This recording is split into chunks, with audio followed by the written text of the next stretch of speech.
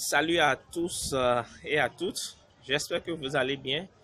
Joyeux Noël. Excellent lundi à tous. Je formule le vœu à travers cette vidéo que cette fête de Noël marque le début de nouvelles choses dans votre vie. Que votre vie puisse prendre un nouvel élan. Je formule le vœu que cette nativité, cette naissance de Jésus-Christ puisse marquer la naissance des projets de paix et de bonheur dans votre vie. Que cette fête de Noël soit pour vous un nouveau départ.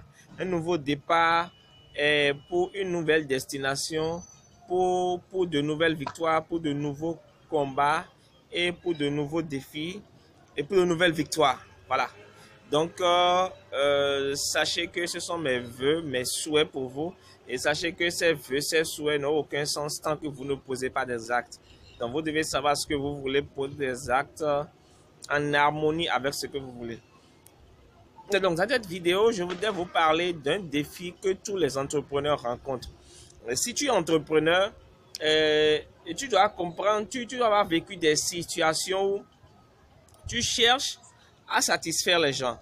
C'est-à-dire que quand tu es entrepreneur, surtout quand tu es au début, tu es débutant, tout le monde t'accuse, tout le monde voilà, te colle des clichés, te colle une image.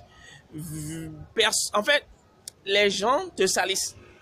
Les gens même que tu aimes te critiquent, te jugent même à la limite. Pourquoi? Parce que ils ne te comprennent plus. Pour eux, c'est que tu as changé. Pour eux, c'est que tu n'es plus le même. Pour eux, c'est que, voilà, tout a changé. Et certains iront jusqu'à te dire, voilà, parce que tu as commencé par gagner de l'argent maintenant, tu ne les reconnais plus, tu ne les salues plus, tu ne les parles plus, tu ne viens plus leur rendre visite. Et il y a ce sentiment de culpabilité qui naît après au niveau de l'entrepreneur. Parce que, avec la volonté de vouloir satisfaire tout le monde, on se rend compte visiblement qu'on n'arrive pas à satisfaire tout le monde. Du coup, il y a cette culpabilité qui naît. On se demande, mais est-ce que c'est moi qui suis mauvais? Est-ce que c'est moi qui suis bizarre? Qu'est-ce qu'il faut faire? Comment faire en sorte que tout le monde soit satisfait? Et petit à petit, on s'éloigne de l'objectif premier de notre job, qui est de créer et de vendre des services et des produits. Et donc, dans cette vidéo, je voudrais te donner des astuces que moi, j'ai compris, que moi, j'applique dans mon quotidien et qui me vont vraiment à merveille. Et donc, peut-être que toi, si tu l'appliques, ça te sera assez intéressant. Alors, première chose à savoir, c'est que nous avons en fait pratiquement 5 domaines, 5 choses dans notre vie. D'accord? Il y a 5 aspects de notre vie qui sont les plus importants. Tu as le travail, tu as la famille, tu as les amis, tu as le loisir et tout le reste. D'accord? Donc, la famille, le travail, la famille, les amis, les loisirs et tout le reste. Lorsque tu es entrepreneur, tu ne peux pas te consacrer sur ces 5 en même temps. Ce n'est pas possible. Surtout quand tu es débutant. Lorsque tu es entrepreneur, tu ne peux que te concentrer sur un domaine à part le travail, à part ton business. C'est-à-dire, soit c'est ton entreprise et ta famille, soit c'est ton entreprise et tes amis, soit c'est ton entreprise et tes loisirs, ou c'est ton entreprise et etc. Mais tu ne peux pas te concentrer sur ton travail, ton entreprise, ta famille, tes loisirs et tes amis. Ce n'est pas possible. Pourquoi? Parce que tu es au début et tu as besoin d'être concentré H24 sur ton business. C'est ça ton demain, ton futur. Donc tu as besoin de te consacrer dessus. Quant à moi, depuis un certain moment, et pour 2018, surtout, ça sera mon travail, mon entreprise et ma famille. Les amis, le loisir, on s'en tape. D'accord? Donc ça sera mon travail et ma famille. Il faut comprendre ça. Tu ne peux que te consacrer sur une chose à la fois, à part l'entreprise. Maintenant, l'une des erreurs à ne pas faire, n'essaye pas de stresser ta femme par rapport à tes galères en entreprise. Nous rencontrons tous des moments de galère, de frustration, d'échec. J'en ai rencontré pas plus tard la semaine passée, la semaine dans laquelle, quand on est en train de finir, enfin, la semaine passée, j'en ai rencontré, j'ai eu un échec. J'ai investi, ça n'a pas rapporté. d'accord, dans un nouveau business en ligne et ça n'a pas rapporté, d'accord. J'ai connu des désillusions, mais graves des fois. J'ai connu des soucis, des frustrations, des merdes et des galères, mais à aucun moment, je n'ai montré à ma femme à la maison que je rencontrais cela. Pourquoi? Parce que c'est de ta responsabilité en tant qu'homme, c'est de ta responsabilité de rassurer ta femme, de lui montrer que ça va, de ne pas la stresser. Parce que les femmes sont des êtres assez sensibles, assez émotives. Il suffit du peu pour qu'elles rentrent dans des soucis, pour qu'elles commencent à penser à des trucs vraiment bizarres.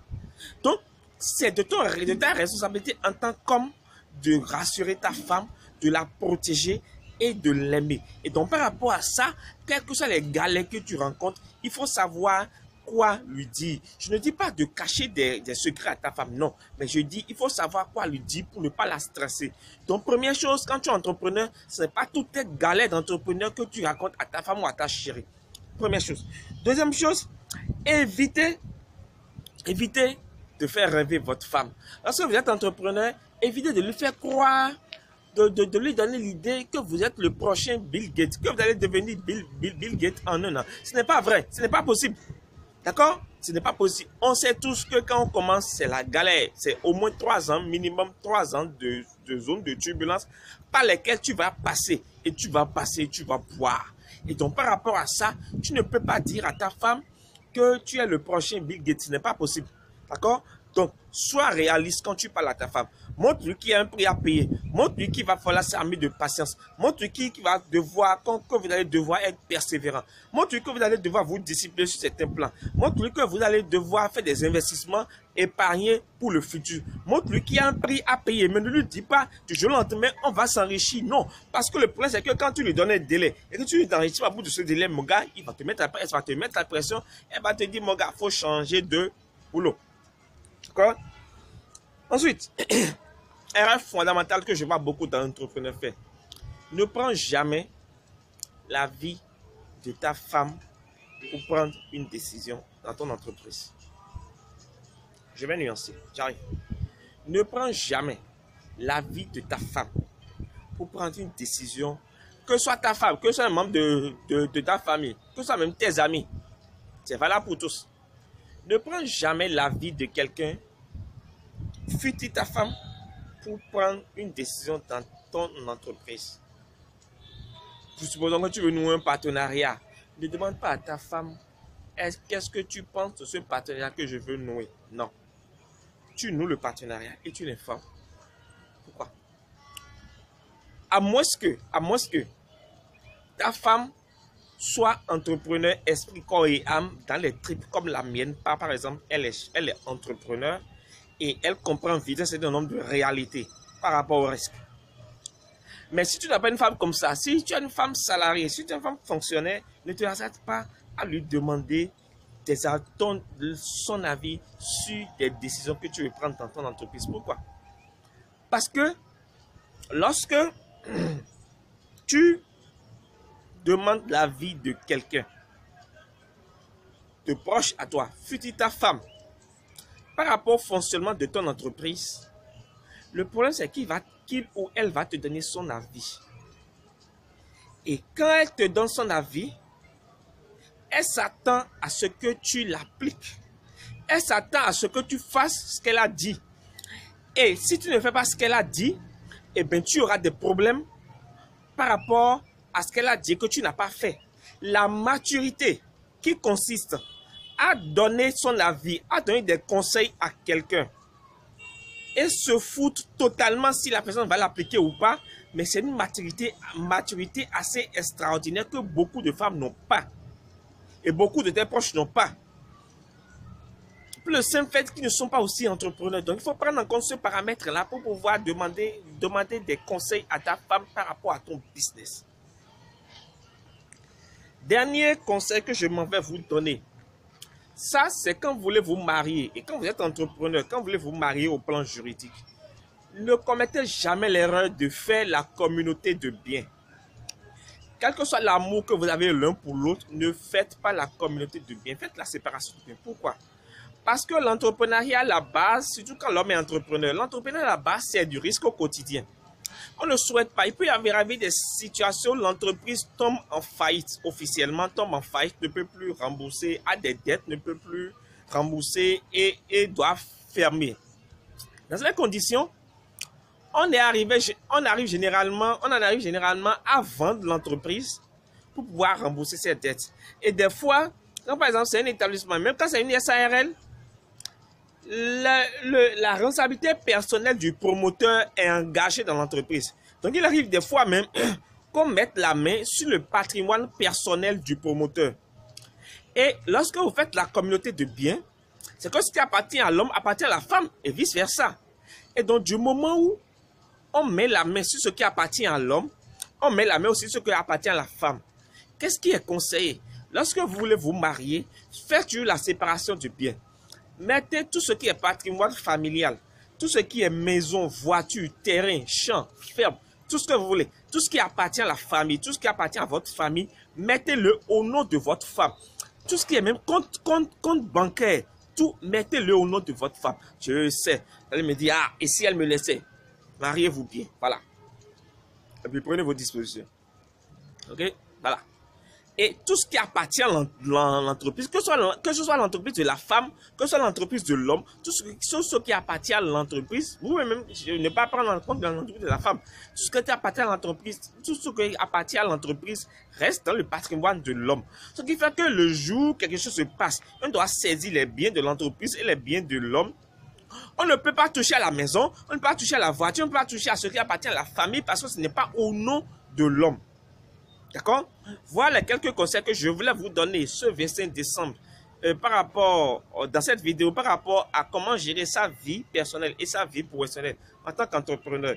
Alors, j'ai noté un engouement assez poussé, assez important sur la vidéo que j'avais faite par rapport à l'affiliation. Beaucoup m'ont posé des questions, beaucoup m'ont donné des retours.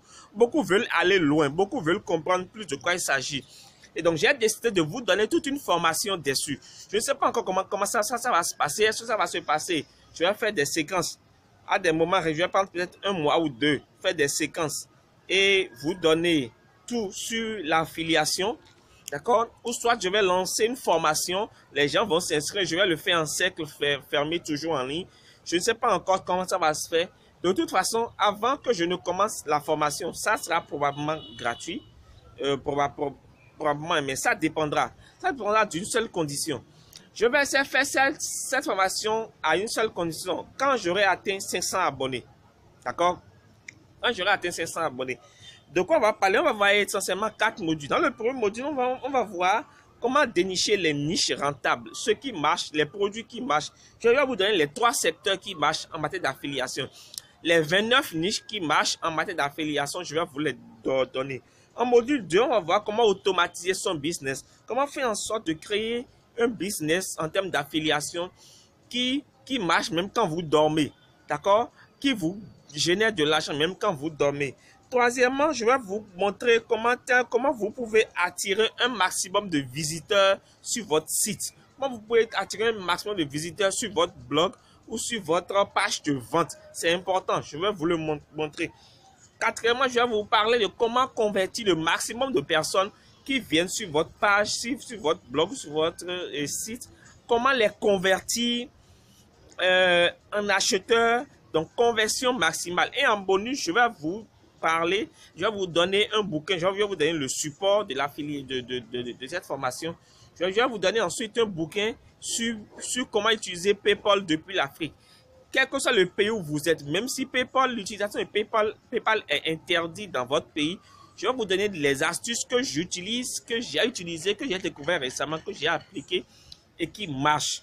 D'accord? Donc, si vous voulez que je démarre cette formation, c'est déjà prête. La formation est déjà prête en fait. Donc là, je suis en train de tourner les vidéos déjà. Après, ça ira au montage et tout. Donc, si vous voulez que j'en parle, motivez-moi vraiment à pouvoir démarrer cela. Après, il y a toute une grosse formation aussi sur la crypto-monnaie. J'ai assez tapé. Vous le savez maintenant, je veux vraiment former les gens, je veux vraiment les équiper sur comment investir sur la crypto-monnaie. D'accord? Sur le Bitcoin et les autres crypto-monnaies. Ça, je vais vous en parler après. Mais déjà, il y a l'affiliation qui est là. Je vais vous montrer comment vous pouvez faire 1000 euros comme moi. 1000 euros par mois grâce à l'affiliation. Comment vous pouvez faire 1000 euros par mois grâce à l'affiliation. Et pour ça, j'ai besoin de 500 abonnés. Vraiment, grouillez-vous, motivez les gens à venir s'abonner à ma chaîne. Partagez-la, abonnez-vous, abonnez-vous vous-même. Si vous avez aimé cette vidéo, mettez un commentaire. Si vous l'avez pas aimé, commentez quand même. Mettez un gros pouce bleu. Partagez-la. Abonnez-vous. Faites avec d'autres personnes. Et je serai motivé à vous donner plus de contenu assez intéressant les fois à venir. Donc merci beaucoup. Ciao, ciao. Bye, bye. À la vidéo prochaine.